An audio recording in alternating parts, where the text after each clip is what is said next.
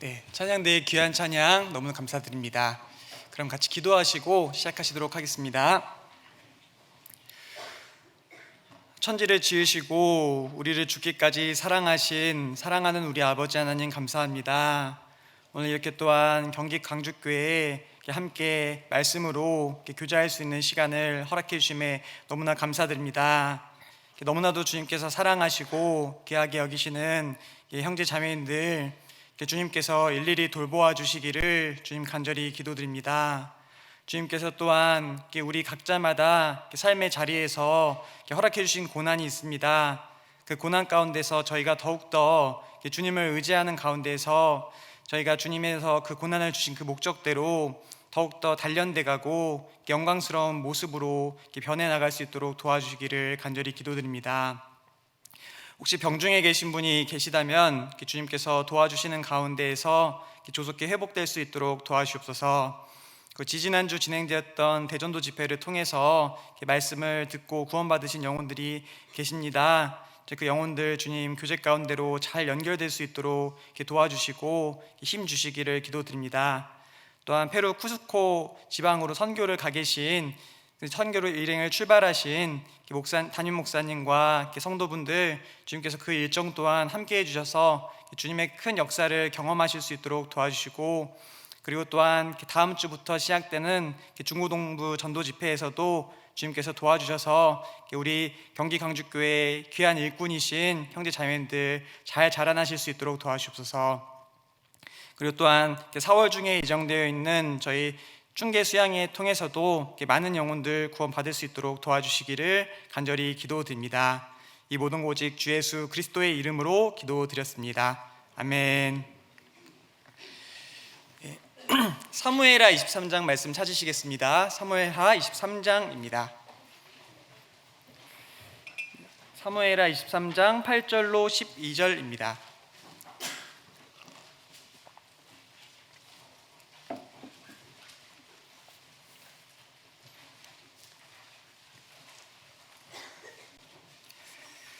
사무엘하 23장 8절로 12절입니다.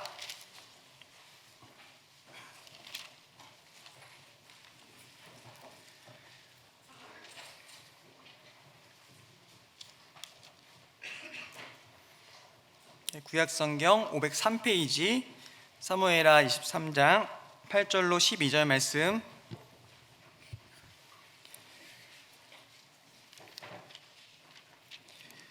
네, 다 찾으셨으면 같이 읽도록 하겠습니다. 다윗의 용사들의 이름이 이러하니라. 다그몬 사람 요셋 바세벳이라고도 하고 에센 사람 아디노라고 하는 자는 군장의 두목이라. 저가 한때에 800인을 쳐 죽였더라. 그 다음은 아호와 사람 도대의 아들 엘르아살이니 다윗과 함께한 세 용사 중에 하나이라. 블레셋 사람이 싸우려고 모임에 이스라엘 사람들이 물러간지라. 세 용사가 싸움을 도두고 저가 나가서 손이 피곤하여 칼에 붙기까지 블레셋 사람을 치니라. 그날에 여호와께서 크게 이기게 하셨으므로 백성들은 돌아와서 저의 뒤를 따라가며 노력할 뿐이었더라. 그 다음은 하랄 사람 아게의 아들 삼마라. 블레셋 사람이 때를 지어 녹두나무가 가득한 밭에 모임에 백성들이 블레셋 사람 앞에서 도망하되 저는 그 밭 가운데 서서 막아 블레셋 사람을 친지라. 여호와께서 큰 구원을 이루시니라. 네, 다시 한번 인사드리겠습니다. 안녕하십니까? 네, 저는 서울중앙교회에서 교제하고 있는 이로운 형제입니다. 또 이렇게 말씀으로써 이렇게 서울 경기 강주교회와 교제할 수 있는 시간을 허락해 주신 주님께 너무나도 감사드립니다. 제가 이 경기 강주교회 설교가 배정되고 나서부터 이렇게 광주교회를 위해서 이렇게 미약하지만 이렇게 기도를 하고 있었습니다. 제가 정확한 사정은 모르지만 교회 홈페이지 들어가서 이렇게 하시는 것들도 좀 보고, 이렇게 저기 작년 그 성도 교제반 사진도 좀 보고 그러면서 조금이라도 마음을 담아서 기도하려고 노력을 했는데요. 저희 경기 광주 지역에서 복음을 전하시기 위해서 주님께 영광 돌리기 위해서 너무나도 고생이 많으십니다. 그래서 저도 앞으로도 함께 기도하도록 하겠습니다. 그리고 이제 지지난주에 보니까는 대전도 집회가 있으셨더라고요. 그 가운데서 또 말씀을 듣고 또 많은 신앙의 진보와 복음의 진보가 있는 시간이셨을 텐데요. 그 가운데서 또 말씀 듣고 구원 받으신 분들 또 함께 혹시 이 자리에 계신가요? 계시면 너무너무 환영합니다. 죄송합니다. 네, 무리를 일으켜서 죄송합니다. 네. 하여튼 너무 환영하고요. 하여튼 와주셔서 감사드리고 함께 또 교제 안에서 잘 자라나가시기를 또 기도드리겠습니다. 또 오늘 새벽에 또 페루 쿠스코를 향해서 같이 출발하셨죠, 그렇죠? 예, 또 그 가운데서도 하나님이 계획하시는 큰 계획이 있으실 텐데요. 그 가운데서 또 많은 아무런 사고 없이 일정 잘 진행되도록 또 기도하겠습니다. 그리고 또 돌아오는 주에 중고등부 집회가 예정되어 있는데요. 중고등부야말로 정말 교회의 미래이지 않습니까? 저희 경기 광주교회 그 미래이신 중고등부 형제자매님들 말씀 가운데서 힘 얻으시고 그리고 또 많은 영혼들 구원 받을 수 있도록 또 함께 기도하도록 하겠습니다. 그래서 말씀에 본격적으로 진행되기에 앞서서 지금의 이 시대를 잠깐 생각을 해보면요, 정말 주님이 오실 것이 너무나도 가까운 시대가 바로 지금 저희가 살고 있는 시대라고 할 수가 있습니다. 요한계시록 22장 맨 마지막 그 절에 보시면은 예수님께서 말씀하시기를 내가 진실로 속히 오리라. 주님께서 속히 온다고 말씀하셨고 그것을 저희가 눈으로 볼 수 있는 시대, 그 시대를 지금 살고 있다는 겁니다. 정말로 실제로 우리가 보면은 와, 정말 주님이 오실 것이 얼마 남지 않았구나 라는 것을 눈으로 목도할 수 있는 시대를 저희는 지금 살고 있습니다.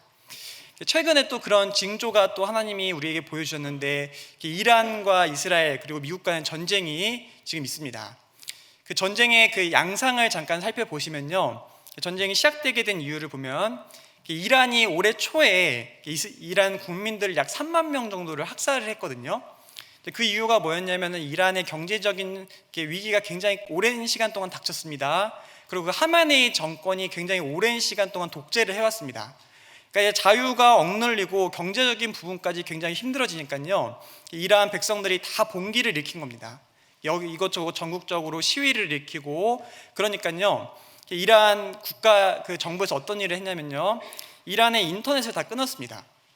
외부 세계로의 어떠한 연락을 전혀 할 수 없을 정도로 없게끔 외부로의 인터넷을 다 차단을 하고, 그리고 군인들이요 저격총과 이제 그 기관총을 이용해 가지고 약 3만 명의 그 이란 백성들을 학살을 하게 됩니다. 근데 이제 그런 사유를, 그런 목적을 들어서 이스라엘과 미국이 이제 이란이 사실은 뭐 그것 때문에 쳤겠습니까? 다른 외부적인 그런 위협이 되기 때문에 이란을 친 겁니다. 그래서 이란을 쳐가지고 지금 굉장히 오랜 시간 동안 지금 이란에게 공격을 하고 있는데요. 근데 이제 외부적으로 봤을 때는 이란 국민들이 그것을 너무너무 즐거워하고 있다. 그러니까 이란 국민들이 이게 우리를 공격해 주셔서 감사합니다, 정권을 제거해 주셔서 감사합니다, 이렇게 언론은 나오고 있고 이 전쟁이 금방 끝날 것처럼 이렇게 이야기를 하고 있지만은 이란 내부에 가서 보면요, 하메네이가 죽은 것에 대해서 테헤란 시내에 막 모든 사람들이 막 뛰쳐나와가지고요 많은 분노와 그 추모를 표현을 하고 있다고 합니다. 그러니까는 봤을 때 미국이랑 이스라엘은 이란의 그런 정권들을 교체할 수 있을 만한 그런 건덕지를 만들기 위해서 그런 것들을 다 주관하고 준비를 했는데요, 막상 이란 국민들은 이런 상황에 대해서 분노하고, 그리고 이 전쟁이 좀 계속적으로 이어지고 있는 모습을 저희가 보게 된다는 겁니다. 그러니까 아마도 이 전쟁을 통해서 이란 정권은 절대로 망하지 않게 될 겁니다. 지금 이제 휴전 협상에 대한 이야기도 벌써 나오고 있는데요, 오히려 이 전쟁을 통해서 에스겔서 38장 39절에서 마지막 전쟁에 분명히 이란이 러시아와 함께 이스라엘을 친다고 말씀하셨기 때문에 반드시 망하지 않을 것이고요, 오히려 그 이스라엘과 미국에 대한 굉장한 원한을 깊게 갖게 될 겁니다. 그 전쟁이 지금 준비되고 있는 시간을 저희가 지금 살고 있다는 겁니다. 러시아 전쟁에서도 마찬가지죠. 러시아 전쟁을 통해서 러시아는 알게 되었습니다. 우리가 전쟁을 하면은 위기를 극복할 수가 있구나, 그걸 알게 된 겁니다. 이 전쟁을 통해서 경제적으로 굉장히 좀 러시아가 좀 부양이 됐거든요. 그리고 이제 결국에는 우크라이나가 질 수밖에 없는 전쟁으로 점점 흘러가고 있습니다. 우크라이나의 그 정권의 그 부패 스캔들이 계속 터지고 있고요, 여러 가지로 이제 우크라이나 이제 더 이상 이렇게 견딜 수가 없습니다. 왜냐하면은 지금 이렇게 우크라이나 군사들 평균 나이가 혹시 몇 살 정도 되신지 아십니까? 약 40대가 넘었다고 합니다. 그러니까 다 탈영을 한다고 하거든요. 그러니까는 이제 시간 문제입니다. 러시아가 분명히 이기게 될 겁니다. 근데 러시아가 이제 이 전쟁을 통해서 알게 된 것은 전쟁의 해결책이 되는구나. 그러니까는 다음에도 경제적인 위기가 왔을 때 이 러시아는요, 이 전쟁을 일으킬 가능성이 점점 커지는 겁니다. 그러니까 이 마지막 시대의 에스겔 38장 39장의 그 전쟁이 이루어질 수 있는 것들이 잘 준비되고 있는 시대를 저희가 눈으로 목도하고 있는 것을 저희가 발견하게 되는 겁니다. 국제 정세뿐만 아닙니다. 저희가 이 AI도 보시면요, 이게 어마어마하죠, 그렇죠? 저희가 잘 알고 있는 이 테슬라의 CEO인 그 저희 일론 머스크가요, 올해를 어떤 해라고 얘기를 했냐면은 AGI가 시작되는 해일 것이다라고 얘기를 했습니다. 근데 이 AGI가 뭐냐면요, 사람에게 어떠한 지적 활동이 지지 않는 AI가 만들어지는 시대가 바로 그 시대입니다. 그걸 AGI라고 하거든요. 사람과 모든 직접 활동에서 동일한 정도의 수준을 AI가 일으킬 수 있는 시대를 AGI라고 얘기를 하는데요. 근데 이제 그 학자들하고 일론 머스크가 AGI가 사람이 할 수 있는 것 모든 것을 다 AI가 똑같이 할 수 있다라고 얘기하는 시대가 언제라고요? 올해부터 그것이 시작될 것이다 라고 얘기를 하고 있습니다. 2030년까지 AI 특이점이라고 하거든요. 사람이 그 지능을 AI가 넘어서서요, 사람이 도저히 AI가 어떻게 발전될지를 전혀 알 수 없는 그런 것을 AI 특이점이라고 하는데 2030년 내에 그것이 이루어질 것이다 라고 이야기를 하고 있다는 겁니다.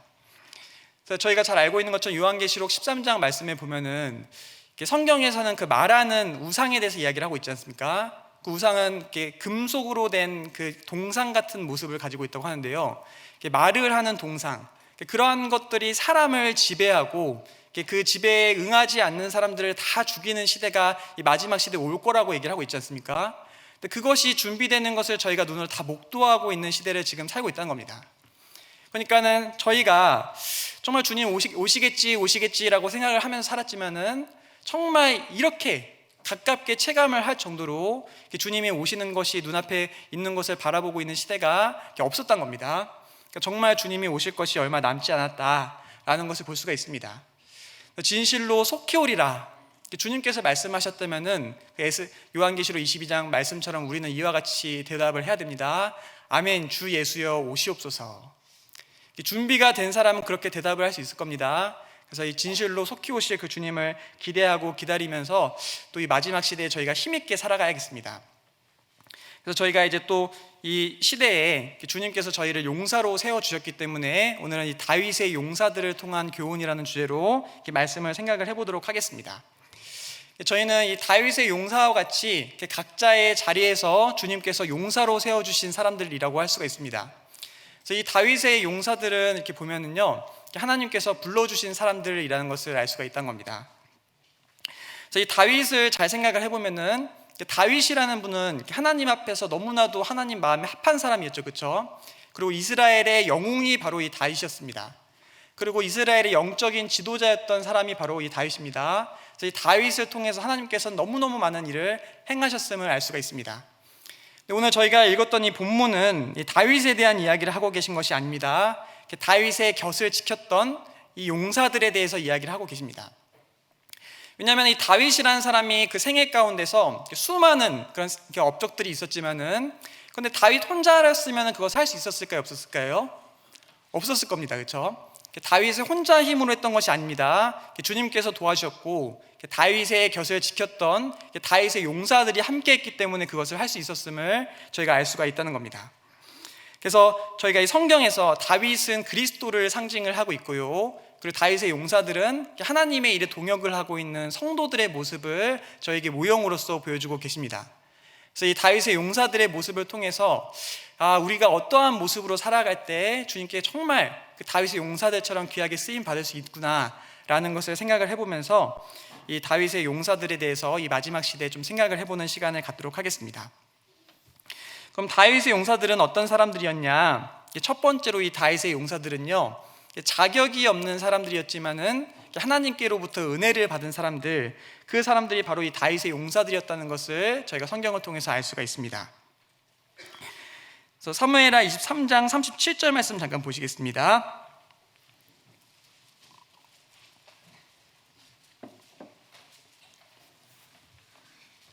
사무엘하 23장 37절입니다.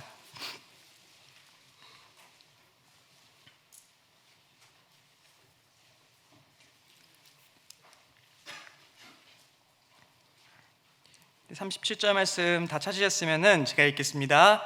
암몬 사람 셀렉과 수르야의 아들 요압의 병기 잡은 자 브에롯 사람 나하레와 39절도 제가 읽겠습니다. 헷 사람 우리아라. 역대상 11장에도 보면은 이렇게 다윗의 용사들의 그 출신 나라에 대해서 기록을 하고 있는데 이렇게 모압 민족도 있었다라고 이야기를 하고 있습니다. 그러니까 보시면은 이 다윗의 용사들은요, 처음부터 군사로서 용사로서 훈련을 받았던 엘리트 용사들이 아니라 각자마다 하나님 앞에서 사실은 용사가 될 수 없는 여건에 있던 사람들이 하나님의 은혜로서 용사의 자격을 얻었던 사람임을 알 수가 있게 된다는 겁니다. 저희 사무엘하 23장에 보시면은 모압과 암몬은 하나님께서 하나님의 총에 들어올 수 없는 민족들이라고 얘기를 했거든요. 그럼에도 불구하고 이 다윗의 용사들 가운데서 모압과 암몬 사람이 있다는 것을 저희가 보게 됩니다. 헷사람 우리아도요, 그 이방인이거든요. 그러니까 이방인이 사실은 그 다윗의 용사들에게 속할 수 있는 자격은 없었습니다. 그런데 그런 자격이 없었음에도 불구하고 주님께서 은혜로서 불러준 사람들, 그 사람들이 바로 이 다윗의 용사들이라는 것을 볼 수가 있습니다.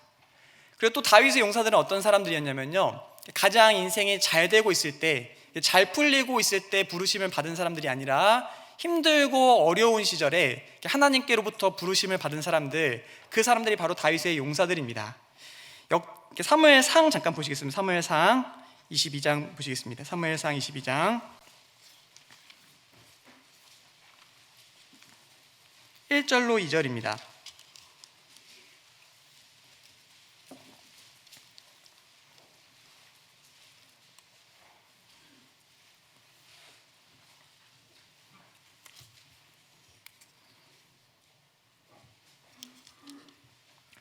사무엘상 22장 1절로 2절 말씀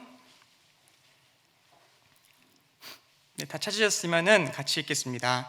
그러므로 다윗이 그곳을 떠나 아둘람 굴로 도망하매 그 형제와 아비의 온 집이 듣고는 그리로 내려가서 그에게 이르렀고 환난당한 모든 자와 빚진 자와 마음이 원통한 자가 다 그에게로 모였고 그는 그 장관이 되었는데 그와 함께한 자가 400명 가량이었더라. 여기서 보시면 다윗이 사울 왕으로부터 그 죽음의 위기로 쫓기고 있는 순간을 묘사를 하고 있습니다. 다윗이 살기 위해서요, 이 아둘람 굴이라는 곳으로 도망갔습니다. 도망가니까요, 혼자 있었던 그 다윗에게 그의 가족들이 다 함께 왔고, 그리고 또 어떤 사람들이 그와 함께 했냐면요, 2절 말씀을 다시 보시면은 환난당한 모든 자와 빚진 자와 마음에 원통한 자가 다 그에게로 모였고 그는 그 장관이 되었는데, 그러니까 다윗에게 수많은 사람들이 몰려들었는데 그 사람들이 어떤 사람들이었냐면요, 인생이 잘 풀린 사람들, 잘 된 사람들이 아니라 마음에 원통한 사람들, 억울한 일이 있는데 해결되지 않는 사람들, 힘듦과 어려움 가운데 있던 사람들이 몰려들었다라고 이야기를 하고 있는 겁니다. 인생 중에 모든 문제가 해결되지 않으니까 이 다윗과 하나님을 의지해서 그 문제를 해결하려고 했던 사람들, 그 사람들이 다윗 곁으로 몰려들었다는 것을 저희가 보게 된다는 겁니다. 그러니까 이 다윗의 용사들의 특징은 어떻냐면요, 하나님을 의지하고 이 다윗을 의지하는 가운데서 자신의 인생의 문제를 해결하려고 했던 사람들이었음을 저희가 발견하게 된다는 겁니다. 그래서 1절 보시면 그 피했던 곳이 아둘람 굴이라고 표현이 되어 있는데요, 이 아둘람 굴의 글의 원어적인 의미는 피난처라는 의미를 가지고 있습니다. 그러니까는 이 다윗의 용사들은 어떤 사람들이었냐면요, 다윗과 하나님을 자신의 인생의 피난처로 삼았던 사람들, 그 사람들이 바로 이 다윗의 용사들이 되었다는 것을 저희가 발견하게 된다는 겁니다. 그들은 다윗과 하나님을 만나기 전까지만 해도 인생 중에 어려운 일을 겪고 있었고 억울한 일을 당하고 있었고 원통한 일을 당하고 있었지만은 주님을 피난처로 삼음으로써 그 인생의 문제가 다 해결되고 다윗의 용사라는 영원히 기념되는 이름을 얻었던 사람, 그들이 바로 이 다윗의 용사들이었다는 것을 저희가 발견하게 된다는 겁니다. 다윗의 용사들만 그랬을까? 그렇지 않다는 겁니다. 저희도 주님을 만나기 전까지는 소망 없이 살아갔던 인생이 바로 저희였음을 저희는 잘 알고 있습니다. 에베소서 2장 말씀 잠깐 보시겠습니다. 에베소서 2장 12절입니다.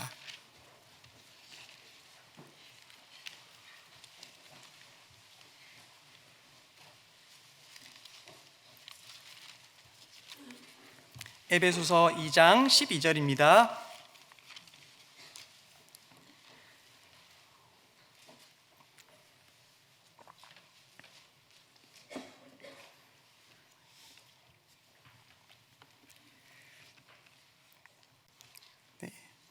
신약성경 311페이지 에베소서 2장 12절 말씀 다 찾으셨으면 같이 읽겠습니다. 그때 너희는 그리스도 밖에 있었고 이스라엘 나라 밖의 사람이라 약속의 언약들에 대하여 외인이요 세상에서 소망이 없고 하나님도 없는 자이더니. 세상에서 소망이 없고 하나님도 없는 자이더니. 구원받기 전에 에베소 성도들에 대해서 사도 바울께서 이렇게 표현을 하고 계신 겁니다. 우리도 이와 같았던 모습임을 저희는 기억할 수 있습니다. 세상에 소망이 없고 하나님이 없던 인생이 바로 우리였습니다. 만약에 세상에서 잘 되고 일이 잘 풀리고 있었다고 하더라도요, 저희가 만약에 그렇다면 세상에 소망을 두고 살아갔을 것인데, 그 세상의 소망이라는 것은 저희가 잘 알고 있는 것처럼 썩어질 소망입니다. 반드시 죽음과 함께 사라지는 소망이 바로 세상에서의 소망이라고 성경은 분명히 말씀하고 계신 겁니다. 저희가 구원을 받기 전까지만 해도 주님께 소망이 없는 사람들로서 살아갔었는데, 주님은 그런 우리를 먼저 찾아오시고 우리의 피난처가 되어주셨기 때문에 우리는 주님을 피난처로 삼아서, 영원한 피난처로 삼아서 영원한 구원이라는 귀한 선물을 받게 됐다. 성경은 저에게 말씀을 하고 계신 겁니다. 그렇게 이 영원한 구원을 받아서 저희 영원한 피난처가 되어주신 주님께 너무나 감사할 뿐인데, 주님은 그것이 끝이 아니라 우리에게 다시 한번 기회를 주고 계신다라고 말씀하고 계신 겁니다. 주님께 귀하게 쓰임받을 수 있는 기회도 허락해 주셨음을 저희가 이 다윗의 용사들을 통해서 발견하게 된다는 겁니다. 이 다윗의 용사들은 그냥 원통한 문제를 다윗을 통해서 해결한 것으로 그친 것이 아니었습니다. 그들은 다윗의 용사라는 영원히 기념받는 이름을 얻을 수 있는 기회를 하나님께 얻게 되었습니다. 다윗과 함께해서 이스라엘의 가장 황금기를 열었던 그 다윗을, 그 왕국을 함께 건설하는 데 동역했던 일꾼으로서 그 다윗의 용사라는 이름으로 불릴 수 있는 기회를 그들이 얻게 되었음을 저희가 알게 된다는 겁니다. 그와 같이 우리도 영원한 구원이 되어주신 주님은 저희에게도 이 다윗의 용사와 같은 기회를 동일하게 허락해 주심을 저희가 알게 된다는 겁니다. 그래서 이 다윗의 용사들이 스스로가 얼마나 연약한 줄 알았을 때 하나님의 용사가 될 수 있었던 것처럼, 우리도 주님의 용사로 불러받았을 때 주님께 쓰임받을 수 있는 그 근원은 무엇이냐, 내가 얼마나 연약한 사람인지, 내가 얼마나 부족한 사람인지를 스스로 아는 사람이 하나님께 귀하게 쓰임받을 수 있는 기회를 얻게 된다는 것을 또 우리가 이 말씀을 통해서 교훈을 받을 수가 있습니다.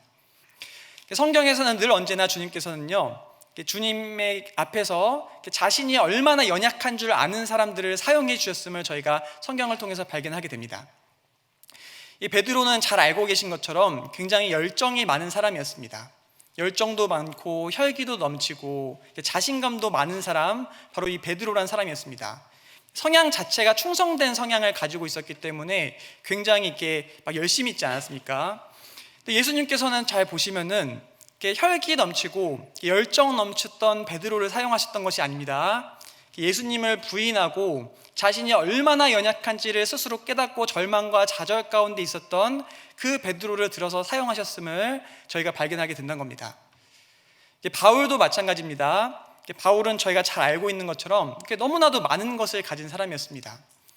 유대인으로서도 베냐민족 속에 속했다고 얘기를 하잖아요. 근데 이제 바울이 그것을 자랑하는 이유는 무엇이냐면요, 12지파 중에서 그 정통성, 혈통의 정통성을 잘 보존했던 지파는 딱 2지파밖에 없었습니다. 유다 지파와 베냐민 지파였습니다. 그러니까는 이제 바울이 스스로를 베냐민 지파라고 자랑을 할 이유는 뭐냐면요, 나는 정통 유대인이다, 혈통까지 보존된 정통 유대인이다라고 자랑을 했던 겁니다. 그리고 바울은 어떤 시민권을 가지고 있었죠? 로마 시민권, 그렇죠? 당시에 가장 힘이 있었던 제국인 로마의 시민권을 가지고 있었고, 그는 나면서부터요 엘리트 가문에서 자라왔던 사람이었습니다. 생각을 해보시면은 하나님께서 그 엘리트 청년으로서 열정이 넘치고 모든 것을 언변이 능하고 이런 바울을 사용하셨느냐? 그게 아니었던 겁니다. 하나님께서 이 바울을 사용하셨을 때는 하나님 앞에서 자신이 얼마나 연약한지 알았던, 자신이 했던 그 열심이라는 것이 결국에는 그 교회를 핍박하는 일이라는 것을 깨닫고 절망과 좌절 가운데 있었던 그 바울을 사용해 주셨다는 것을 저희가 발견하게 된다는 겁니다.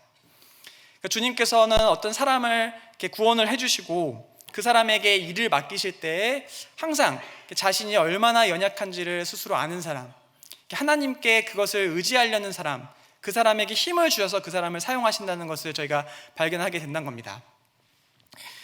모세도 제가 굉장히 좀 공감 갔던 구절이었는데요, 하나님께서는 왕자였던 청년 모세를 사용하시지 않으시고 미디안 광야에 초래한 80세 노인이었던 모세를 사용하셨다. 제가 그 얘기를 딱 듣고 참, 하나님이 일꾼을 사용하실 때는 항상 이런 모습으로 사용하시는구나. 자신이 얼마나 연약한지를 잘 알고 있을 때, 주님만을 의지하려는 힘을 가지고 있을 때 나는 그것이 너무나 내 인생 가운데서 너무나 연약한 모습이라고 생각하지만 도리어 주님께서는 약한 사람을 강하게 만드시는 분이라는 것을 저희가 이 다윗의 용사들을 통해서도 교훈을 받을 수 있다는 것을 발견하게 됩니다. 사람으로는 할 수 없으되 하나님으로서는 다 할 수 있느니라. 나는 할 수 없지만 주님은 할 수 있지 않는가, 이런 마음을 가진 사람을 주님은 사용하시고 그 사람을 통해서 큰 역사를 일으키신다는 것을 저희가 이 다윗의 용사들을 통해서 이 교훈을 받을 수가 있습니다. 두 번째로 이 다윗의 용사들은요, 각자마다 하나님께로부터 받은 은사가 다르고 환경도 다른 존재 가운데 있었다는 것을 제가 생각을 해볼 수가 있습니다. 다시 사무엘하 23장으로 돌아가시겠습니다. 사무엘하 23장. 제가 이거 줄로 잡아드리라고 말씀드리려고 했는데 깜빡했습니다. 죄송합니다. 사무엘하 23장 18절입니다.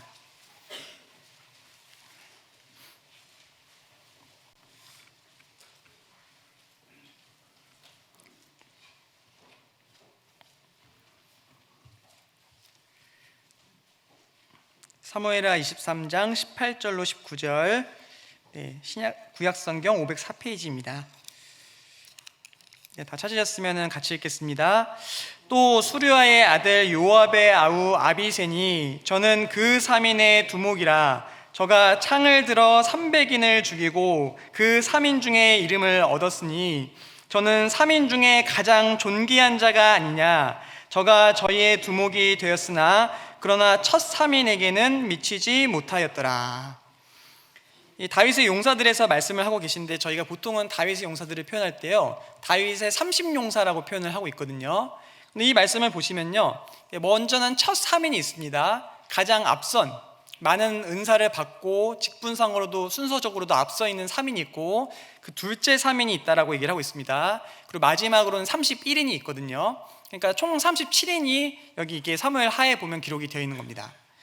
그래서 이제 보시면은 이게 여기 18절에 수르야의 아들 요압의 아우 아비새라는 사람은요, 두 번째 3인 중에서 가장 리더의 역할을 하고 있었다고 얘기를 하고 있지만은 첫 3인에게는 미치지 못했다. 하나님께서 사람에게 허락하시는 그 은사라는 것은 다르고, 그리고 교회 안의 질서와 직분이라는 것도 다르다는 것을 이 다윗의 용사들을 통해서 저희가 발견하게 된다는 겁니다. 또 그리고 그들은 굉장히 배경이 다른 사람이었다는 것도 볼 수가 있습니다.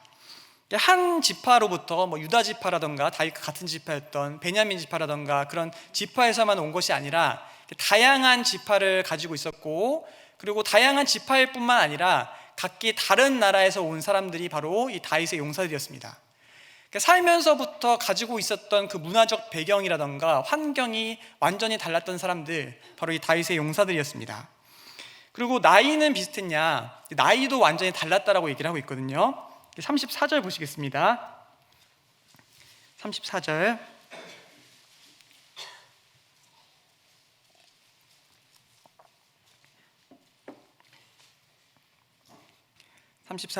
제가 읽겠습니다. 마아가 사람의 손자 아하스베의 아들 엘리벨렉과 길로 사람 아히도벨의 아들 엘리암과, 여기 보시면은 그 엘리암이라는 사람이 나오는데요, 아버지가 아히도벨이라고 이야기를 하고 있습니다.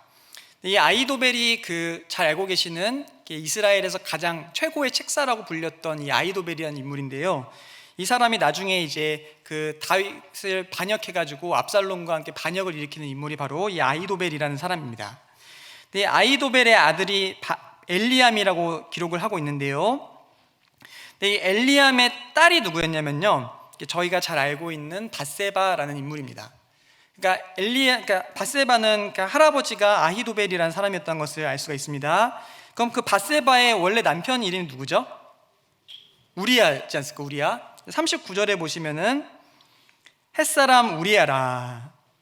그러니까 보면은 이 31인의 용사 가운데에서 장인과 사위가 함께 있지 않습니까? 그러니까 나이 차이가 꽤 많이 났을 것도 저희가 생각을 해볼 수가 있던 겁니다. 세대 차이가 있었을 수 있었던 거거든요. 그들은, 다윗의 용사들은 잘 보면은 문화적 배경과 삶의 환경이 다르고, 그리고 나이도 다른, 각자마다 너무나도 다른 배경을 가지고 있었던 사람들이 바로 다윗의 용사들이었다는 것을 볼 수가 있는 겁니다. 근데 보통 이렇게 각기 다른 사람들이 모여 있으면은 하나가 되기가 쉬울까요? 어려울까요? 어렵죠. 그리고 이 사람들은 이제 다윗의 용사라는 이름을 받은 사람들이기 때문에 그들이 모였으면 아마도 쉽게 할 수 있는 이야기는 뭐였을까 하냐면은, 누가 제일 잘하냐, 그렇지 않겠습니까? 누가 가장 용사로서 싸움을 잘하느냐, 가장 능력 있는 용사냐, 이런 얘기를 할 수밖에 없는 시기와 질투가 서로 부딪히고 그런 사람들 관계 가운데 있었다는 것을 저희가 생각을 해볼 수가 있습니다. 실제로 예수님의 12제자들이요, 주로 예수님 없으면 무슨 얘기했는지 아시죠? 누가 크냐, 이런 얘기를 했거든요. 12명이 모여서 예수님이 안 계시면 무슨 얘기를 하냐면요, 이 중에서 누가 제일 예수님 앞에서 제일 올바른 제자냐, 누가 가장 뛰어난 역량을 가지고 있는 제자냐, 이것을 서로 막 얘기를 나눴거든요. 사실은 하나님께서 사람을 불렀을 때, 12제자를 불렀을 때 그들의 역량과 그 능력을 보고 부르신 것이 아니지 않습니까? 그 역량과 능력을 보고 부르셨다면 유대인들의 엘리트 가운데서 부르시지 않았겠습니까? 그럼에도 불구하고 이들이 누가 높냐, 누가 더 뛰어나냐, 이런 것들을 얘기했다는 것을 볼 수가 있습니다. 이 다윗과 용사들도 각자마다 다른 배경과 다른 삶 가운데 살아왔던 사람들이었고, 그리고 그 공을 두고 다툴 수밖에 없는 그런 관계에 있었음에도 불구하고 그들이 하나가 될 수 있었다라고 성경은 이야기를 하고 있습니다. 왜 어떻게 그들이 하나가 될 수 있었을까?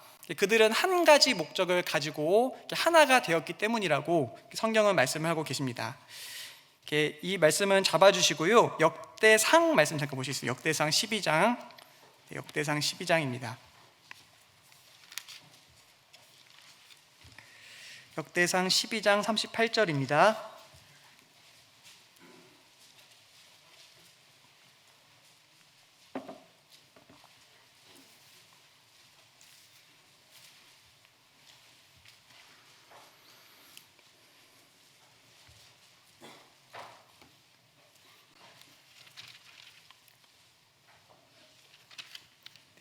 구약성경 630페이지 역대상 12장 38절입니다.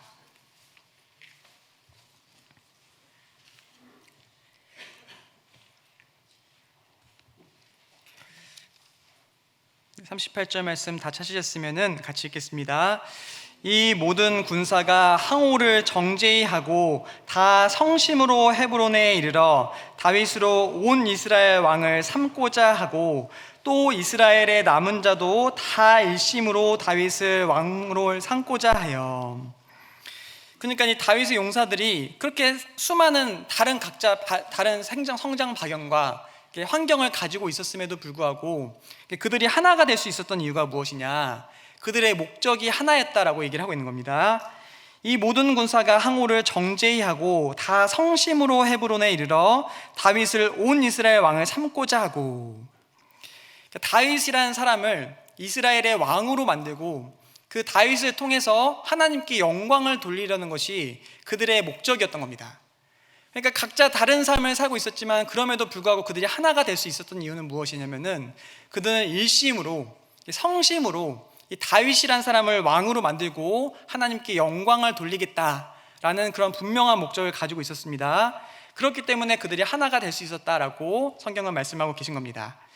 역대상 12장 18절 말씀 좀 잠깐 보실까요? 한 장 이렇게 18절. 역대상 12장 18절입니다.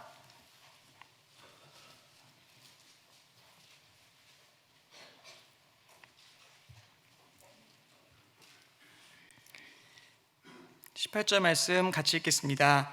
때 성신이 30인의 두목 아마사에게 감동하시니 가로되 다윗이여 우리가 당신에게 속하겠고 이새의 아들이여 우리가 당신과 함께 하리니 원컨대 평강하소서. 당신도 평강하고 당신을 돕는 자에게도 평강이 있을지니 이는 당신의 하나님이 당신을 도우심이라 한지라. 다윗이 드디어 접대하여 세워 군대 장관을 삼았더라. 이는 당신의 하나님이 당신을 도우심이라 한지라. 이 아마새도 다윗이란 사람을 모셔서 하나님이 선택하신 그 왕으로 세우고 그 다윗을 통해서 이스라엘이 하나님께 영광 돌리기를 그런 분명한 목적을 가지고 있었기 때문에 그들이 하나가 될 수 있었다. 각기 다른 사람이었지만 하나가 될 수 있었던 이유는 그들은 일심과 성심으로 한 가지 목적을 가지고 있었기 때문이라고 성경은 말씀을 해주고 계신 겁니다. 이것은 사실은 우리에게 알려주고 계시는 비결입니다. 어떻게 이렇게 교회 안에서 수많은 다른 배경을 가지고 각자 다른 삶을 가지고 살아왔던 우리가 하나가 될 수 있느냐. 우리도 동일한 목적, 일심과 성심으로서 하나님께 영광을 돌리고 이 복음이라는 그 한 가지 이유로 하나가 되었을 때 우리가 하나가 될 수 있다는 것을 성경은 저에게 말씀을 해주고 계신 겁니다. 우리가 다른 이유로 하나가 되려고 하면 하나가 될 수가 없습니다. 왜냐하면 우리는 다른 배경과 다른 삶과 각자가 너무나도 다른 사람이기 때문입니다. 다른 이유로서 하나가 되려고 한다면 당파를 이렇게 만들 수밖에 없다는 겁니다. 근데 이 교회 안에서 우리가 한 가지로 하나가 될 수 있었던 이유는 주님께서 우리에게 주신 그 복음이라는 한 가지 목적이 있기 때문에 그것을 위해서는 우리가 하나가 될 수 있다는 것을 성경은 저에게 분명히 말씀하고 계신 겁니다. 빌립보서 1장 말씀 잠깐 보시겠습니다. 빌립보서 1장 26절입니다.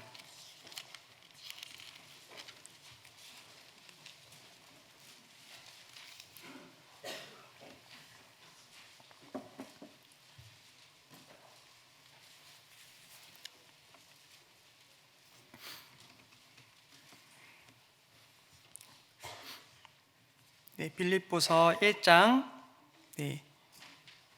26절로 27절 말씀 같이 읽겠습니다. 내가 다시 너희와 같이 있으므로 그리스도 예수 안에서 너희 자랑이 나를 인하여 풍성하게 하려 함이라. 오직 너희는 그리스도 복음에 합당하게 생활하라. 이는 내가 너희를 가보나 떠나 있으나 너희가 일심으로 서서 한 뜻으로 복음의 신앙을 위하여 협력하는 것과 일심으로 서서 한 뜻으로 복음의 신앙을 위하여 협력하는 것과 우리는 각자 다른 모습을 가지고 있지만 주님께서 우리를 하나로 만들어 주실 수 있는 이유는 주님께서 우리 복음으로써 우리를 하나 되게 해 주셨기 때문에 저희가 하나 될 수 있음을 분명히 말씀하고 계신 겁니다.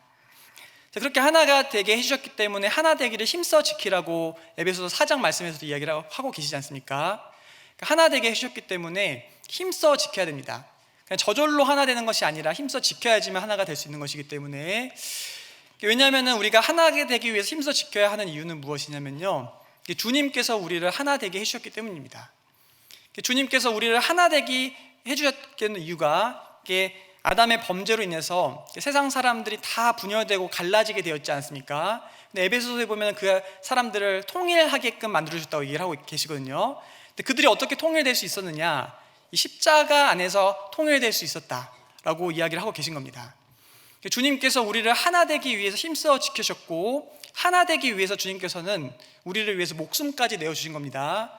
주님이 우리를 위해서 목숨까지 내어주시면서 하나 되기를 힘썼기 때문에 우리도 하나 되기를 힘써야 된다고 주님은 말씀을 해주고 계신 겁니다. 그래서 저희가 이 바울의 동역자들의 모습도 보면은 그들도 하나 되기 위해서 힘쓰는 모습을 저희가 성경을 통해서 발견하게 됩니다. 그냥 저절로 하나 될 수 있는 것이 아니라 하나 되기 위해서 힘쓰는 모습들을 저희가 발견하게 되는데요, 로마서 16장 잠깐 보시겠습니다. 16장 7절입니다. 로마서 16장 7절입니다.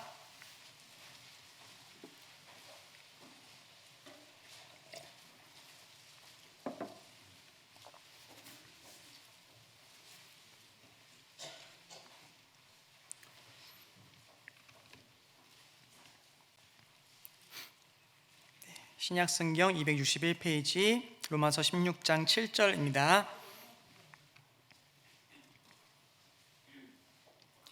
제가 읽겠습니다. 내 친척이요 나와 함께 갇혔던 안드로니고와 유니아에게 문안하라. 저희는 사도에게 유명히 여김을 받고 또한 나보다 먼저 그리스도 안에 있는 자라. 로마서 16장은 잘 알고 계신 것처럼 이 사도 바울의 동역자라고 불리우는 장입니다. 사도 바울의 동역자들에 대해서 이렇게 성경에서 기록을 하고 계신 내용입니다. 그래서 이 사도 바울의 동역자들을 보면은 어떤 사람들은 이렇게 황제 귀족에 포함되었던 그런 사람들도 있고요, 노예 생활했던 사람도 있고, 그들도 사실은 삶의 배경이 너무나도 달랐거든요. 육신적인 시선으로 보면 그들이 하나 될 수 있다는 것은요 불가능에 가까웠습니다. 근데 그들이 하나 될 수 있었던 이유도 이 복음을 통해서 하나가 되었고, 그리고 힘써 지키기 위해서 그들의 하나 되기 위해서 서로를 존중하고 높여주고 서로를 격려하는 모습을 저희가 발견하게 된다는 겁니다. 그래서 이 7절 말씀을 보시면은 안드로니고와 유니아에게 문안하라. 저희는 사도에게 유명히 여김을 받고 또한 나보다 먼저 그리스도 안에 있는 자라. 그러니까 이 사도 바울이 이 두 분을 어떻게 하고 계시냐면요, 굉장히 높여주고 계시죠, 그렇죠? 사도 바울은 이방인의 사도로서 가장 크게 쓰임을 받았던 인물임에도 불구하고 나보다 먼저 그리스도 안에 있는 자라, 사도 안에서 유명히 여김을 받는 사람들이다. 그러니까 그들을 존중하고 높여주는 가운데서 조심스럽게 그 동역자들을 대하고 있음을 저희가 발견하게 된다는 겁니다. 그러니까 저희가 하나 되기 위해서 서로를 존중하고 높여주고 이런 모습을 사도 바울을 통해서도 저희가 발견하게 됩니다. 12절 말씀도 보시겠습니다. 12절 제가 읽겠습니다. 주 안에서 수고한 두루베나와 두루보사에게 문안하라. 주 안에서 많이 수고하고 사랑하는 버시에게 문안하라. 그러니까는 또 어떤 것을 하고 있냐면요, 주님을 위해서 수고하는 것이 얼마나 감사하냐, 이 사람과 저 사람도 다 주님을 위해서 수고하고 계시다, 이렇게 수고 많으시네요, 이런 얘기를 하고 있는 겁니다. 저희 막 가끔씩 그런 얘기 하지 않습니까? 아니 뭐 주님을 위해서 수고하는 거 당연한 건데 뭐 이렇게 굳이 뭐 수고한다는 얘기를 하냐, 이렇게 생각할 때도 있기는 있는데요. 근데 이제 사도 바울께서는 주님을 위해서 하는 그 수고에 대해서 서로 격려해주고 독려하는 가운데서, 아니 은혜를 받았으니까 당연히 하는 거지, 물론 나에 대해서는 그렇게 할 수도 있지만은 다른 성도를 향해서는 주님을 위해서 정말 쉽지 않은 환경 가운데서 너무나도 수고가 많으십니다. 진심을 다해서 서로를 배려하고 독려하는 마음을 가져야 된다. 이게 사도 바울이 다른 동역자들에 대했던 태도였음을 볼 수가 있습니다. 사실 아무리 이 드루보나와 두루베사가 수고했어도요, 사도 바울보다 더 수고했을까요? 그렇진 않았을 겁니다. 사도 바울이 만약에 그런 사람이었다면, 아이고 뭐 수고 그거 내가 한 거에 비하면 아무것도 아닌데 뭐 그거 수고라고 할 수 있습니까? 만약 이런 얘기를 만약에 드루보나 두루베사가 들었으면 기분이 어땠을까요? 수고하고 싶은 마음도 다 떨어져 나가지 않습니까? 그러니까는 이 동역자를 위해서 어떠한 마음을 가지고 대해야 될지 가장 많이 수고했던 사도 바울이 이런 모습으로서 성도를 대하고 있는 모습을 저희가 발견하게 된다는 겁니다. 그래서 저희가 그 다윗의 용사들을 통해서 또 저희가 발견을 하게 되는 것은, 이 각자 다른 모습을 가지고 있지만은 우리가 이 복음이라는 한 가지 목적을 가지고 하나가 될 수 있음과 하나 되기를 힘써 지켜야 한다는 것을 이 다윗의 용사들을 통해서 또 교훈을 받을 수가 있습니다. 그리고 또 다윗의 용사들은 어떤 사람들이었냐면요, 굉장히 충성된 사람들이었다라고 성경은 얘기를 하고 계십니다. 저희 아까 잡아놓으셨던 사무엘 하로 돌아가시겠습니다. 사무엘하 23장 9절입니다.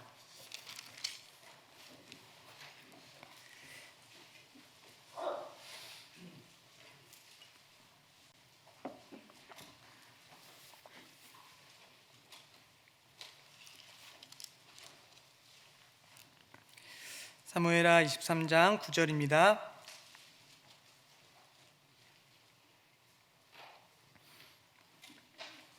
9절로 10절 말씀 제가 읽겠습니다.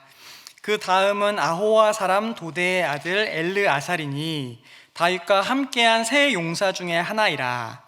블레셋 사람이 싸우려고 모임에 이스라엘 사람이 물러간지라. 세 용사가 싸움을 도두고 저가는 엘르아살인데요, 엘르아살이 나가서 손이 피곤하여 칼에 붙기까지 블레셋 사람을 치니라.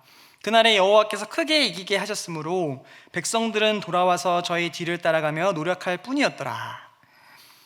여기서 보시면은 이 다윗의 용사들이 얼마나 충성된 인물이었는지를 얘기를 하고 계십니다. 첫 3인 중에서 두 번째 용사였던 엘르아살에 대한 얘기를 하고 계십니다. 블레셋 사람들이 이렇게 쳐들어오니까요, 9절에 보시면은 이스라엘 사람들이 물러간지라. 다른 이스라엘 사람들은 다 이렇게 물러간 겁니다. 두려우니까요. 전쟁을 해야 되는데 블레셋 사람들이 두려운 나머지 물러갔습니다.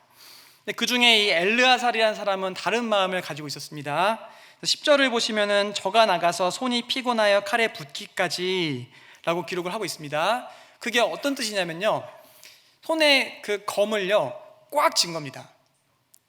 내가 절대 이 검을 놓지 않겠다, 이 전쟁이 끝나는 이 순간까지 나는 내 손에 잡은 이 칼의 검을 절대로 놓지 않겠다, 정말 엄청난 굳은 의지를 가지고요 꽉 잡으니까요, 전쟁이 끝나고 나서 칼을 빼려고 하는데 근육이 굳어버린 거예요. 그래가지고 칼을 빼려고 해도 안 빼지는 겁니다. 너무너무 굳은 의지를 가지고 내 손에 잡은 이 검을 절대 놓지 않겠다라는 의지를 가지고 검을 휘둘렀기 때문에, 그래서 이 사람이 전쟁이 끝나고 나서도 이 사람 손에서 칼을 뺄 수 없었다라고 얘기를 하고 계신 겁니다. 그러니까 보통의 어지간한 각오가 아니지 않겠습니까? 다른 사람들은 다 물러가고 있습니다. 근데 전쟁터에 홀로 이렇게 나가면서 칼을 검에 잡은 겁니다. 검을 내 손에 잡은 겁니다. 그리고 하나님, 제가 이 검을 절대 놓지 않겠습니다. 이 전쟁이 끝나는 그 순간까지 이 검을 제가 끝까지 놓지 않겠습니다. 이 전쟁의 끝을 제가 책임지겠습니다. 제가 이 자리를 지켜낼 수 있게끔 도와주세요. 아마도 엘르아살은 그런 기도를 하고 나아가지 않았을까라는 생각이 듭니다. 이런 마음을 가지고 엘르아살은 그 자리를 지켜냈다는 것을 저희가 보게 됩니다. 11절을 보시면요, 11절을 보시면은 11절로 12절 말씀은 또 같이 읽겠습니다. 그 다음은 하랄 사람 아게의 아들 삼마라. 블레셋 사람이 떼를 지어 녹두나무가 가득한 밭에 모임에 백성들은 블레셋 사람 앞에서 도망하되 저는 그 밭 가운데서 서서 막아 블레셋 사람을 친지라. 여호와께서 큰 구원을 이루시니라. 첫 3인 중에 마지막 용사였던 이 삼마라는 사람이 성경에 기록이 되어 있습니다. 여기서 보시면은 이렇게 다른 백성들은 다 도망하되, 11절에 보시면 이때 모임의 백성들은 블레셋 사람 앞에서 도망하되, 다른 백성들이 다 도망을 가고 있었기 때문에요, 삼마가 도망간다고 해도 다른 사람들이 이상하게 생각했을까요? 아니면은 그냥 뭐 같이 도망가니까 도망간다라고 생각했을까요? 그냥 뭐 이상하지 않았을 겁니다. 도망하는 가운데서 나도 같이 도망하고 있으니까. 근데 삼마는 다른 마음을 먹었던 겁니다. 하나님, 제가 이 녹두나무가 가득한 이 밭 가운데서 제가 이 자리를 지킬 수 있도록 도와주세요. 다른 사람이 다 도망간다고 할지라도 이 전쟁의 그 마지막을 이 자리에서 지키는 사람이 제가 될 수 있게끔 도와주세요. 이 굳건한 의지를 가지고 삼마는 그 자리에 서기로 마음을 먹었던 겁니다. 만약에 사람의 시선을 의식했다면요, 도망가도 괜찮았습니다. 아무도 삼마한테 뭐라고 할 사람 없었습니다. 근데 이 삼마라는 사람이 그 중앙에서 그 밭을 지킬 수 있었던 이유가 무엇이냐? 하나님을 바라봤기 때문입니다. 하나님이 내가 뭘 하기를 원하실까? 하나님께서는 내가 이 전쟁 가운데서 어떠한 위치 가운데서 지키길 원하실까? 이 삼마는 하나님을 의식했기 때문에 하나님 앞에서 충성을 다하기 위해서 그 자리를 선택했음을 저희가 발견하게 된다는 겁니다. 그러니까 이 다윗의 용사들의 특징은요, 충성을 가지고 있는 사람들이었거든요. 사람을 향한 충성이 아니라 하나님을 향하여 충성을 가졌던 사람들, 이 다윗의 용사들이었습니다. 그래서 이들의 충성을 보면서 저희도 교훈을 받는다는 겁니다. 마지막 시대에 주님께서는 저에게 말씀하셨습니다. 등불을 손에 들고 그리고 허리에 띠를 띠고 서 있으라. 그러니까 이 그리스도인으로서 우리에게 보내진 그 위치에서 그리스도인에서 빛을 비추면서 하나님께 일할 준비를 가지고 주님을 만날 준비를 하는 모습을 얘기를 하고 있는 겁니다. 이 마지막 시대에 너무나도 신앙생활하기 어려운 세상을 살고 있지 않습니까? 마귀가 신앙생활하는 사람들을 바보 같은 사람으로 만들고, 그리고 그 삶을 살아가는 사람들이 어리석은 길을 선택한 사람처럼 만들고, 우리의 눈을 뺏어가는 수많은 유혹들을 하고 있는 세상입니다. 그 세상에서 주님께서 우리에게 등불을 켜고 허리에 띠를 띠고 서 있으라 이렇게 말씀하셨다면은 그 자리를 지켜내는 것, 주님께서 보내주신 그 자리를 지키는 것이 우리가 주님 앞에서 하는 그 충성의 모습임을 저희가 기억할 수가 있다는 겁니다. 그래서 우리는 이 하나님 앞에서 이 다윗의 용사들과 같이 충성된 모습을 가져야 됩니다.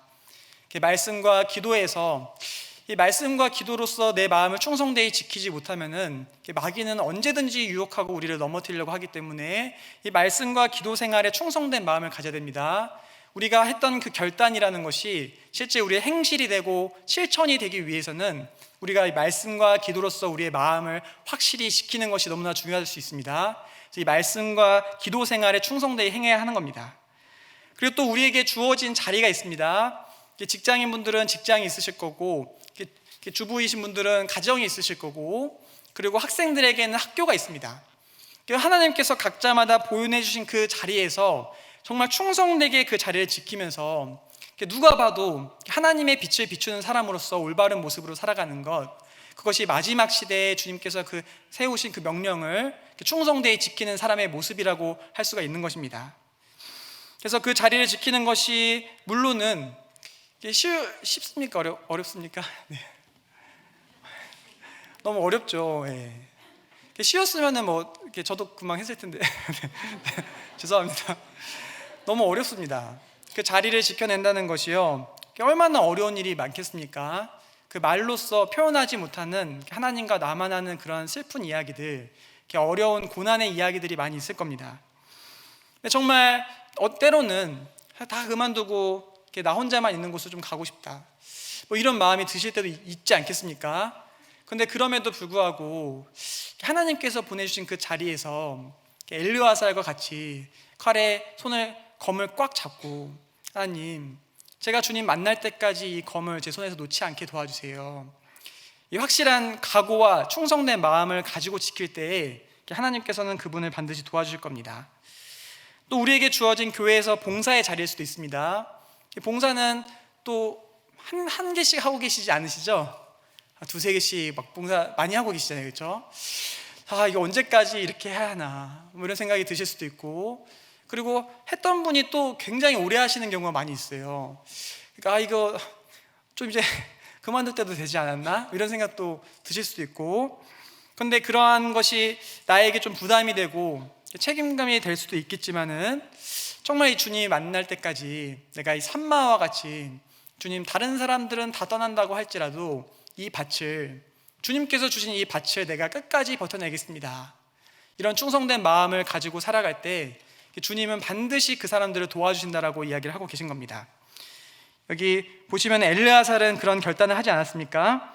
여기 10절 보시면은, 10절 중반부를 보시면은, 그날에 여호와께서 크게 이기게 하셨으므로, 하나님은 그 충성된 마음을 가지고 검을 손에 쥔 엘르아살을 버려두지 않으셨습니다. 엘르아살을 도우셔서 엘르아살이 그 블레셋 사람들을 이길 수 있게끔 도와주신 것이 하나님의 모습이셨습니다. 산마도 마찬가지입니다. 12절 그 끝부분을 보시면요, 그 밭을 끝까지 지켜내겠다고 마음먹었던 산마에게 12절 끝을 보시면은 여호와께서 큰 구원을 이루시니라. 하나님께서는 그 충성된 마음으로 그 밭에 서서 버티고 있는 산마를 내버려 두지 않으셨습니다. 큰 구원을 베푸시니라. 주님께서 그 산마에게 버틸 수 있는 힘과 이길 수 있는 힘을 허락해 주셨다라고 주님께서는 분명히 말씀하신 겁니다.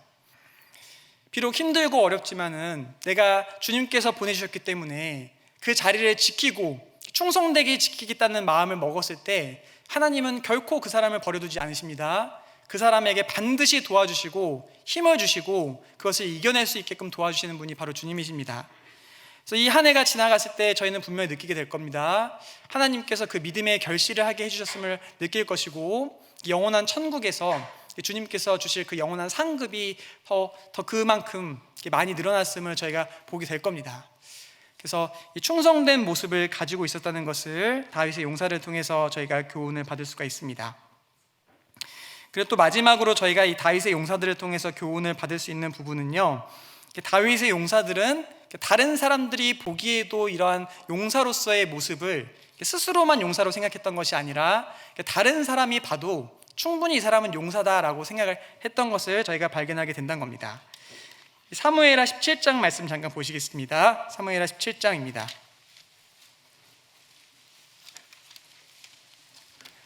사무엘하 17장 7절입니다.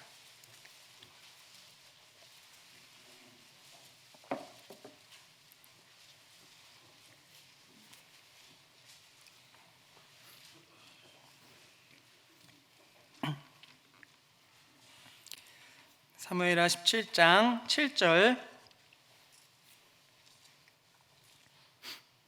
제가 읽겠습니다. 후세가 압살롬에게 이르되 이때에는 아히도벨의 베푼 모략이 선치 아니하니이다 하고, 이게 지금 어떤 상황이냐면요, 압살롬이 이제 반역을 일으켰습니다. 그래서 이제 다윗과 그 용사들은요, 지금 전쟁할 준비가 전혀 되지 않았기 때문에 이제 도망을 갔습니다. 그런데 이제 굉장히 지치고 힘든 상황에서 도망을 가고 있는 상황입니다. 근데 이 아히도벨이 이스라엘의 최고의 책사라고 하지 않았습니까? 그 상황을 잘 알았던 겁니다. 그래서 압살롬에게요, 지금 당장 쳐들어가야 됩니다. 지금 당장 가서 이 다윗과 용사들을 치지 않으면 다시는 기회가 없습니다. 이렇게 얘기를 한 겁니다. 그랬더니 이제 후세라는 사람이 나오는데요, 후세는 잘 아시죠, 그렇죠? 다윗이 스파이로서 보낸 인물이 바로 이 후세였습니다. 후세는 지금 다윗과 그 용사들에게 시간을 벌어주기 위해서 거짓말로서 그 계략을 압살롬에게 짜고 있습니다. 그래서 이제 그 아히도벨이 이제 다 쫓아가야 됩니다 이렇게 하니까요, 후세가 얘기를 한 겁니다. 압살롬에게 이르되 이때에는 아히도벨의 베푼 모략이 선치 아니하니이다 하고, 8절부터 11절까지 말씀을 제가 읽겠습니다. 또 말하되 왕도 아시거니와 왕의 부친과 그 종자들은 용사라. 저희는 들에 있는 곰이 새끼를 빼앗긴 것 같이 격분하였고 왕의 부친은 병법에 익은 사람인즉 백성과 함께 자지 아니하고 이제 어느 굴에나 어느 곳에 숨어 있으리니 혹 무리 중에 몇이 먼저 엎드러지면 그 소문을 듣는 자가 말하기를 압살롬을 쫓는 자 가운데 패함을 당하였다 할지라. 비록 용감하여 사자 같은 자의 마음이라도 저상하리니 이는 이스라엘 무리가 왕에 붙이는 영웅이요 그 종자들은 용사인 줄 알미니이다. 나의 모략은 이러하니이다. 온 이스라엘을 단부터 브엘세바까지 바닷가에 많은 모래같이 왕께로 모으고 친히 전쟁에 나가시고.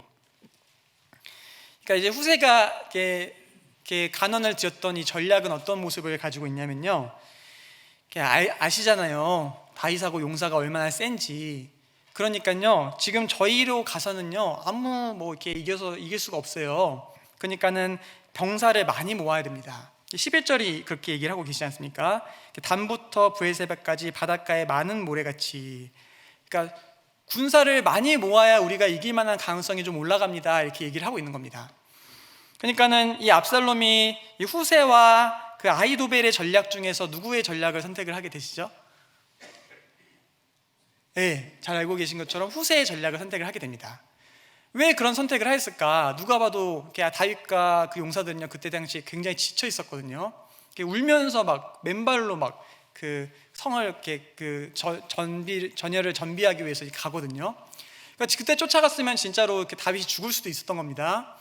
그런데 어떻게 그런 선택했을까? 첫 번째는 아마도 하나님께서 압살롬의 마음을 그렇게 움직여 주셨을 것이다 라는 것을 생각을 해볼 수가 있고, 두 번째는요, 압살롬의 마음의 어떤 부분을 후세가 건들고 있냐면요, 이 10절에 보시면은 중반부에 이는 이스라엘 무리가 왕에 붙이는 영웅이요 그 종자들도 용사인 줄 알미니이다. 그 압살롬 마음 깊은 곳에 있는 그 용사들에 대한 그 두려움을 지금 건들고 있습니다. 다윗과 그 용사들이 얼마나 큰 영웅이었는지를 자꾸 일깨워주고 있는 겁니다. 그러니까 너 그 사람들 알잖아, 얼마나 큰 용사인지 알잖아. 그러니까 지금 너 쫓아가서 이길 수 있겠어? 이런 얘기를 하고 있는 겁니다. 그러니까 사람을 많이 모아야지, 그래야지 이길 수 있겠지, 이렇게 이야기를 하고 있는 겁니다. 그러니까는 그 압살롬이라는 사람이 결국에는 선택을 하는데 그 하나님께서 그 마음을 움직여 주신 것 외에 왜 그런 잘못된 선택을 하게 되느냐, 그 이유는 그 용사들에 대한 두려움이 그런 선택을 하게 만들었다는 것을 저희가 발견하게 된다는 겁니다. 그러니까 이 다윗의 용사들은 처음 시작은 굉장히 연약하고 원통한 가운데 있었던 그런 부족한 사람들이었지만요, 많은 시간을 거치는 가운데서 이 다윗의 용사들이 되었고 영웅이 되었고 승리의 그 상징이 되었지 않습니까? 그러니까 전쟁 어느 곳을 가든지 다윗의 용사들이 나서는 순간 전쟁이 이제 승리로 가득 차니까요, 이 압살롬 마음 속에서 그 용사들에 대한 두려움이 있었음을 저희가 발견하게 된다는 겁니다. 그렇다면 이 다윗의 용사들만 용사이냐? 주님께서는 우리를 뭐라고 하셨냐? 주님은 주의 용사로서 우리를 불러주셨습니다.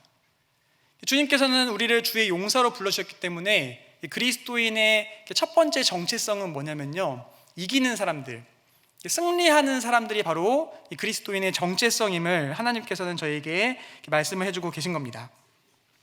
요한복음 16장 33절 잠깐 보시겠습니다. 요한복음 16장 33절입니다.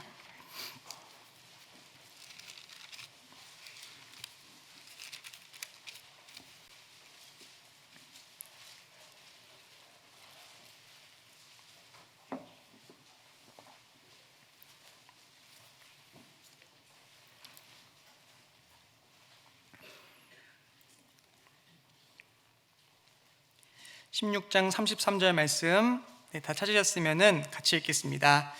이것을 너희에게 이름은 너희로 내 안에서 평안을 누리게 하려 함이라. 세상에서는 너희가 환난을 당하나 담대하라. 내가 세상을 이기었노라 하시니라. 너희가 세상에서는 환난을 당하나 담대하라. 내가 세상을 이기었노라. 그리스도인은 첫 번째 정체성이 무엇이냐? 세상을 이기는 사람들입니다. 세상에서 부끄러움을 당하는 것이 그리스도인이 아니라, 세상에서 주눅 들고 살아가는 것이 그리스도인이 아니라 세상을 이기는 사람들, 그것이 주님이 말씀하시는 그리스도인이라고 주님 말씀하십니다. 내가 세상을 이겼노라. 어려움 가운데서도 이 세상을 이기고 나가는 사람들이 바로 그리스도인이라고 주님께서는 말씀하고 계신 겁니다. 주님께서 이미 이겨놓으신 세상이기 때문에 주님의 힘만 받아서 살아간다면은 우리는 반드시 이 세상을 이기면서 살아갈 수 있습니다. 이 세상 가운데 담대하고 힘있게 살아갈 수 있습니다. 그것이 바로 이 그리스도인의 정체성이기 때문입니다. 세상을 이기면서 사는 것이 그리스도인이다, 주님은 분명히 말씀하고 계신 겁니다. 요한일서 5장 4절도 잠깐 보시겠습니다. 요한일서 5장 4절.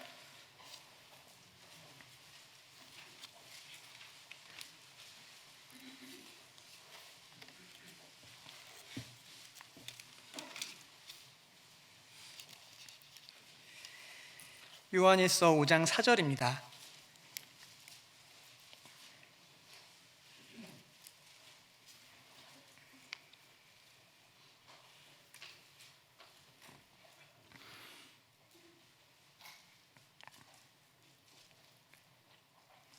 요한일서 5장 4절 말씀 다 찾으셨으면 같이 읽겠습니다.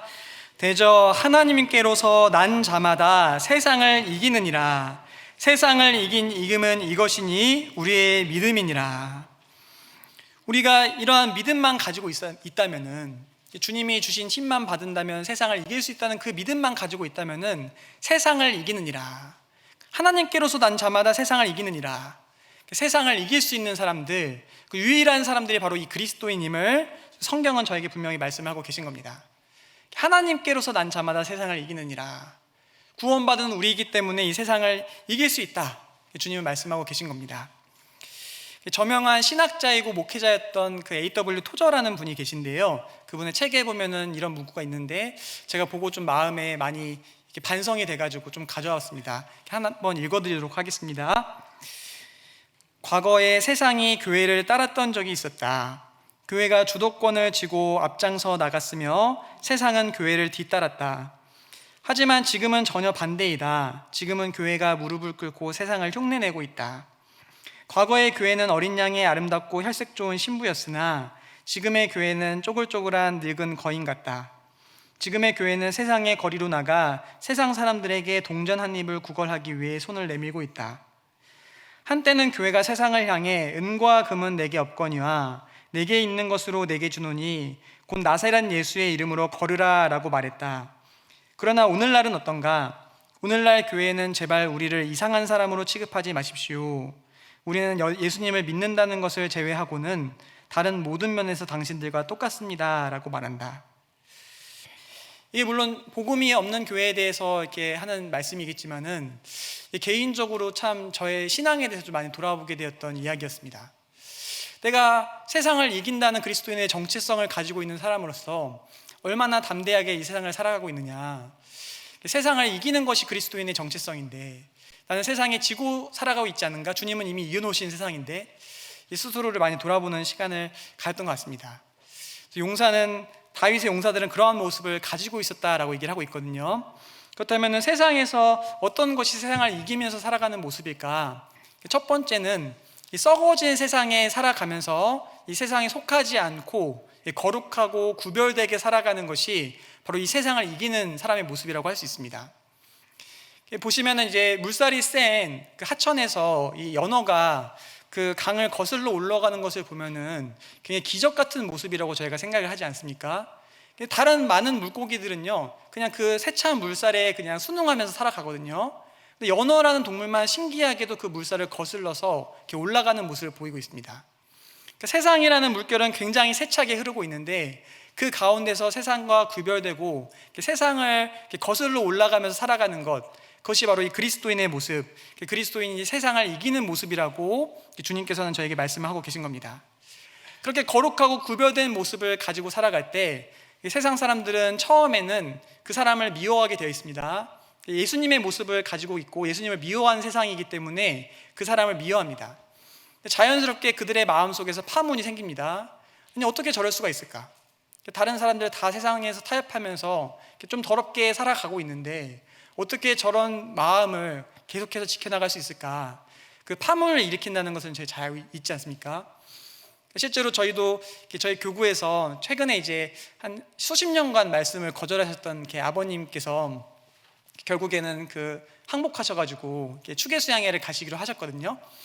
근데 이제 가시게 된 이유가 결국 들어보면은 우리 광주교회에서도 항상 그런 간증 많이 하실 텐데, 그러니까 어떻게 이렇게 살 수 있냐 이 말입니다. 내 자녀들이 내가 그렇게 특별하게 뭔가를 키운 게 아닌데 이 교회 가운데 거하면서 어떻게 이렇게 바람직하게 이렇게 바르게 살아가냐, 이 모습이 나는 참 너무 대견하고 궁금하고 그래서 한번 말씀을 들으러 가겠다 이렇게 항복을 하시더라고요. 그래서 이 그리스도인이 세상을 이기는 방법, 거룩하고 구별된 삶 가운데서 세상을 이겨나간다는 것을 저희가 볼 수가 있습니다.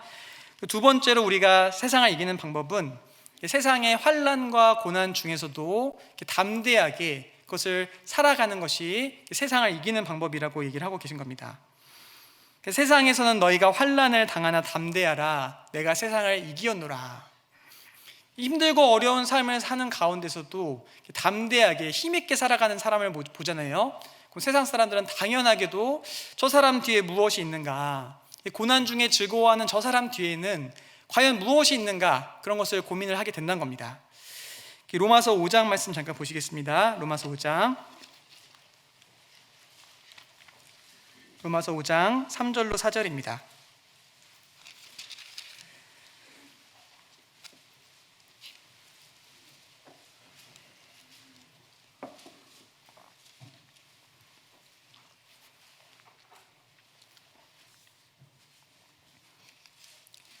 로마서 5장 3절로 4절입니다. 같이 읽겠습니다. 다만 이뿐 아니라 우리가 환난 중에도 즐거워하나니 이는 환난은 인내를, 인내는 연단을, 연단은 소망을 이루는 줄 알미로다. 우리가 환난 중에도 즐거워하나니, 아니 어떻게 고난과 환난 중에 기뻐할 수 있습니까? 사람이라면 고난이 오면 힘들어하는 게 정상인데 어떻게 환난 중에서 즐거워할 수 있습니까? 환난은 인내는, 인내는 연단을, 연단은 소망을 이루는 줄 알미로다. 주님께서 주신 우리에게 영원한 소망이 있기 때문에 상급의 소망, 천국의 소망, 주님을 만날 그 소망을 가지고 살아가기 때문에 어려움 가운데서도 이것은 지나갈 것이고 우리에게 있는 그 영원한 것을 바라보면서 이 환난 중에서 기뻐할 수 있다, 주님께서는 말씀하고 계신 겁니다.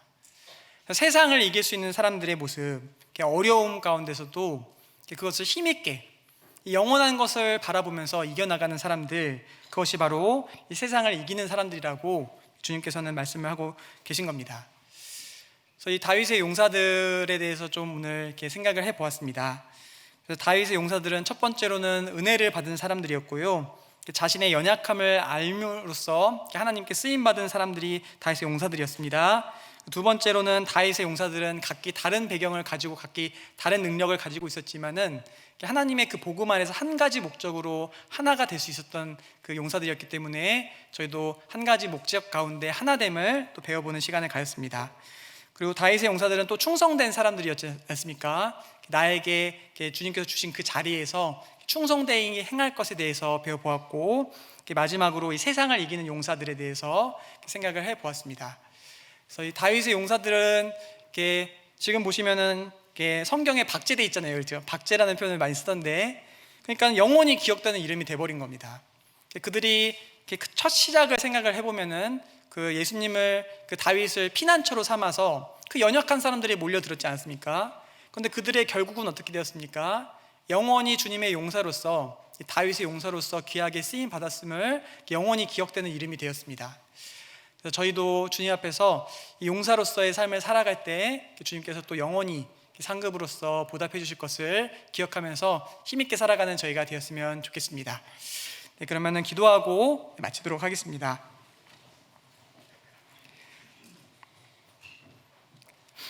천지를 지으시고 우리를 죽기까지 사랑하신 사랑하는 우리 아버지 하나님, 감사합니다. 오늘 주님 다윗의 용사들을 통한 교훈이라는 주제로 말씀을 생각해 보았습니다. 다윗의 용사들이 처음에는 연약하고 원통하고 인생 가운데서 환난을 당한 사람들이었지만은 주님 앞에서 결국에는 용사가 되어서 주님께 영원히 기념되는 이름이 되었던 것처럼, 저도 이 마지막 시대에 저에게 얼마 남지 않는 이 소중한 시간을 잘 사용하는 가운데서 주님의 용사로서 영원히 기념되는 이름이 될 수 있도록 도와주시기를 주님 간절히 기도드립니다. 이 모든 오직 주 예수 그리스도의 이름으로 기도드렸습니다. 아멘.